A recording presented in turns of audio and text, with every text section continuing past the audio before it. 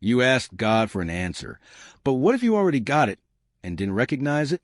This is a trap most believers secretly fall into, expecting God to move a certain way, and rejecting everything that doesn't match the picture they painted in their head.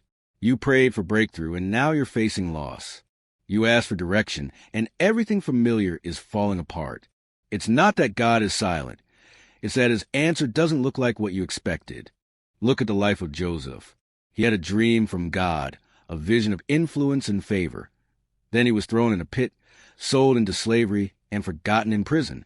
If you judged his situation by the moment, you'd think God abandoned him. But behind the betrayal was positioning.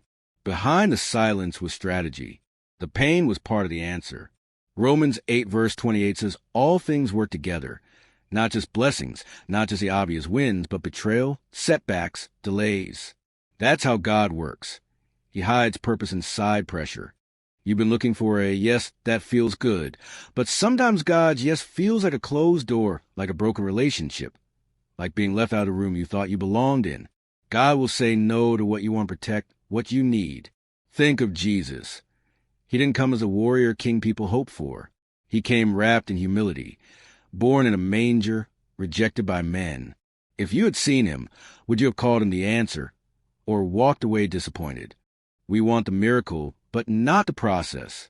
We want the promise, but not the pruning.